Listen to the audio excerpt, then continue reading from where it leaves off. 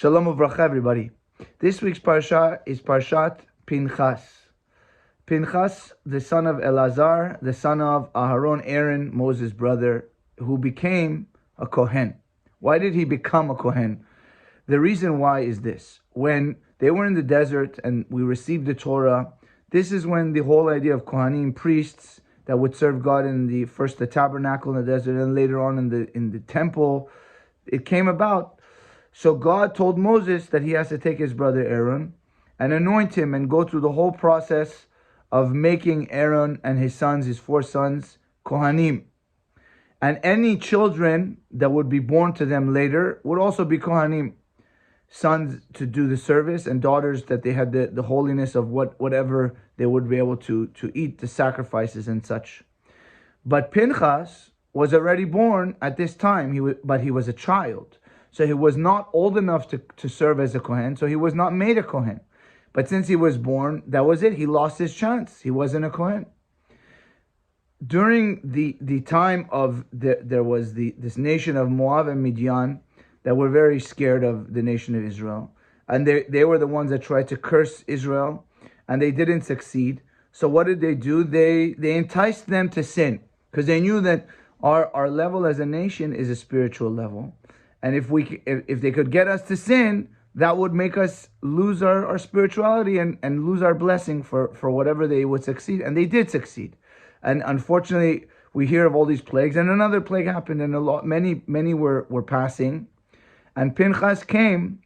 Basically, there was a prince, a leader of Israel, who took a Midianite princess. She was literally a princess. And in front of everybody, started to engage in illicit behavior in a way that he was going against Moses and going against God knowingly. And Pinchas came and had to kill this man and the woman.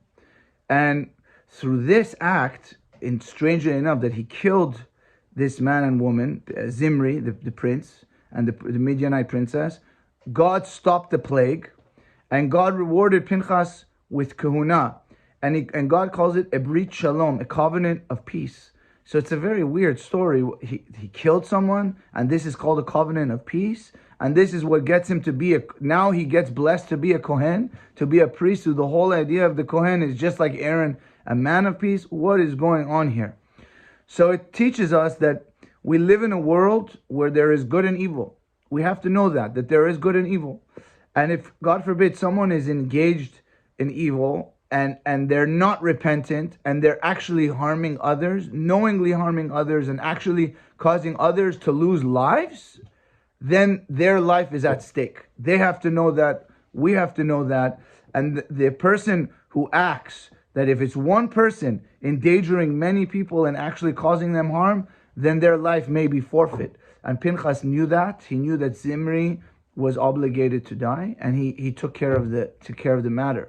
And because he did this and saved others from dying, he got this blessing of peace, and he became a Kohen. Even though there's a law that says a priest, a Kohen who killed someone, loses the opportunity to be a Kohen because he shouldn't be doing that. But that's talking about a situation where he killed someone that he shouldn't have killed, obviously.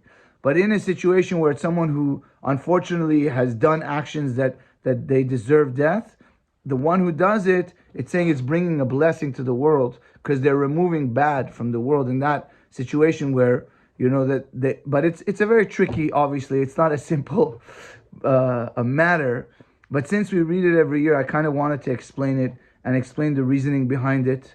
And, I think the lesson for us is, I think it's more for matters that in ourselves, that parts of ourselves that we may need to, I know it sounds harsh, but to kill off parts of ourselves that we want to kill off. Negative habits that are not serving us, or maybe, certain, who knows, incidents, relationships that we no longer need to engage, maybe in these conversations, or certain things that we need to spiritually kill, in a sense, where we're letting go of certain aspects of ourselves. That's, I think, a lesson we can learn.